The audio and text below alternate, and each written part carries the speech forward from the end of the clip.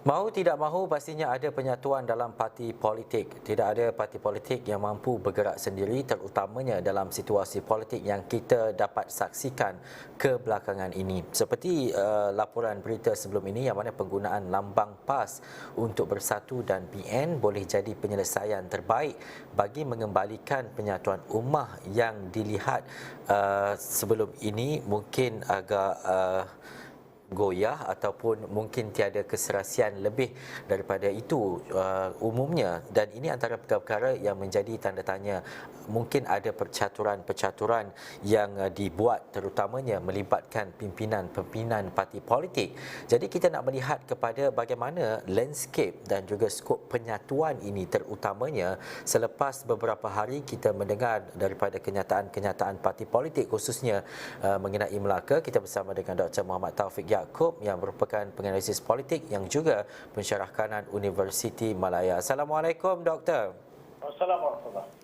Doktor, pertama sekali menjelang beberapa hari lagi dan banyak sudah kenyataan yang kita dengar, terutamanya apa yang Datuk Seri Anwar kata melibatkan tiga yang tidak menyokong kerajaan negeri sebelum ini, PAS yang mencadangkan menggunakan logo PAS dan sebagainya untuk bersatu, dan juga parti yang terlibat. Bagaimana doktor melihat kepada perjalanan corak dan mungkin antara perkara yang akan menjadi tumpuan menjelang penamaan calon nanti? Saya lihat sebenarnya apa yang perlu dilakukan segera oleh Bersatu UMNO dan PAS itu mencari jalan penyelesaian yang begitu cepat, kerana tarikh penamaan calon itu sudah makin hampir. Dan apa yang dikatakan oleh PAS iaitu menggunakan calon PAS di Melaka itu, saya lihat ini adalah satu cadangan tidak strategik. Kerana pengaruh PAS di negeri Melaka itu sangat kurang. Bagaimana UMNO mahu akur dengan penggunaan logo PAS di Melaka.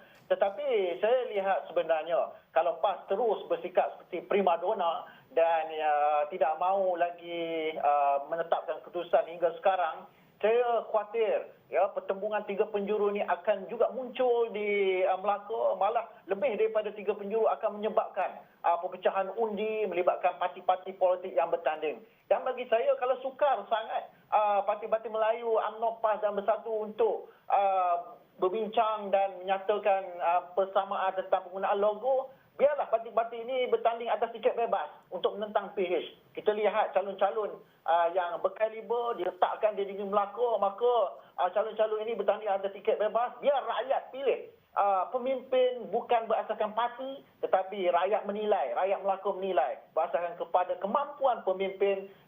Kalau kita lihat terus bercakaran antara parti-parti politik, ini akan menyukarkan, menyulitkan proses perbincangan, perundingan yang akhirnya menyebabkan jalan kebuntuan itu masih sukar untuk dipecahkan. Dan kita lihat di pihak Pakatan Harapan itu terus solid dengan keputusan untuk menggunakan satu logo. Ini perpecahan ataupun penyelesaian belum jumpa lagi dalam kalangan Parti Melayu UMNO, PAS dan Bersatu ini. Masalah kecil pun masih gagal untuk diselesaikan. Bagaimana untuk masuk dalam PRN negeri Melaka yang akan datang? Doktor bercakap berkaitan dengan primadona, bagaimana ego itu dalam kalangan parti politik dan sebagainya.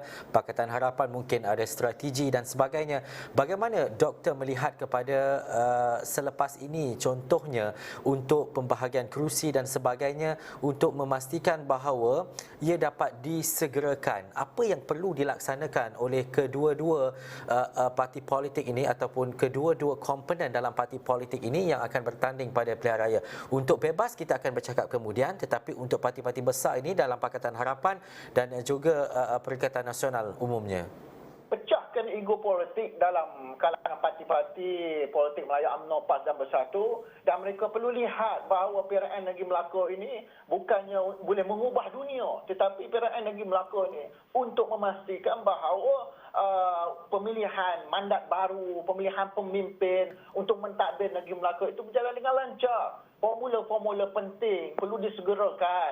Ramai ahli-ahli akademik yang boleh bantu. Tetapi bagaimana parti-parti politik ini mencari jalan penyelesaian, duduk bersama. Nampak ada perundingan, perbincangan antara ketiga-tiga parti. Tetapi masih lagi menemui jalan buntu. Namun formula-formula ajaib ini perlu disegerakan Kerana masa ini semakin hari semakin suntuk, kita tidak boleh lagi duduk bercakaran antara parti-parti politik UMNO, PAS dan Bersatu. Jika tidak, mereka akan menemui jalan yang sukar untuk masuk dalam PRN Negeri Melaka. Dan sudah pasti PAS dan Bersatu perlu menilai semula sejauh manakah dan berapa bilangan kursi yang nak ditandingi dalam PRN Negeri Melaka. Kalau kita lihat di Melaka itu kubunya kubu UMNO. Kalau di Kelantan itu kubu PAS. Jadi berpijak di bumi yang nyata, realistik tentang persekitaran politik khususnya di Melaka, maka masalahnya akan selesai.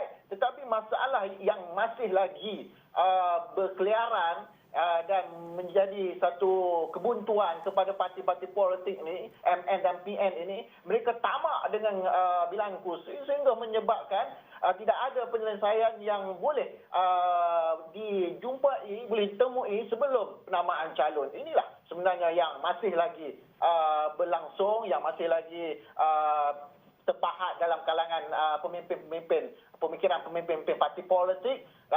Mereka tidak berpijak pada bumi yang nyata di khususnya negeri Melaka itu. Doktor menyatakan ahli-ahli akademik boleh membantu, tapi mungkin ada suara-suara ahli akademik yang tidak memberikan satu impak yang besar kepada parti politik. Bagaimana perkara ini dapat dilaksanakan dengan kerjasama yang baik, Doktor? Mungkin tidak ada pertikaian dalam kalangan ahli politik bersama dengan ahli akademik ini. Kita boleh berikan nasihat dan analisis berfakta kepada semua parti politik. Yang penting jangan berpihak kepada mana-mana parti politik. Ahli akademik tidak boleh berpihak kepada mana-mana parti politik. Perlu jujur dalam bercakap, menyatakan fakta. Kalau parti politik tidak boleh terima, ya boleh teruskan dengan agenda dan strategi parti politik masing-masing. Tetapi kalau kegagalan itu terus memihak ataupun terus dialami oleh mana-mana parti politik setelah dinasihat oleh mana ahli-ahli akademik, jangan salahkan penganalisis politik ataupun ahli-ahli akademik. Kita berpijak atas bumi yang nyata, kita terangkan analisis, berikan dapatan yang sejujurnya dan seikhlasnya kepada seluruh parti-parti politik. Mau tidak mau, itu terpulang kepada parti-parti politik. Yang penting bagaimana mereka tidak hanya boleh melihat kepada nafsu dan kepentingan politik masing-masing sehingga menyebabkan memperbodohkan rakyat khususnya dalam PRN Negeri Melaka. Baik, terima kasih Dr. Muhammad Taufik Yaakob. Kalau bercakap dengan Dr. Taufik ni saya rasa dalam 30 ke 1 minit, tapi itu waktu yang kita ada dalam buletin awal ni. Mungkin selepas ini Doktor, kita akan melihat kepada analisis lain, terutamanya menjelang PRN ataupun Pilihan Raya Negeri Melaka. Terima kasih sekali lagi Doktor.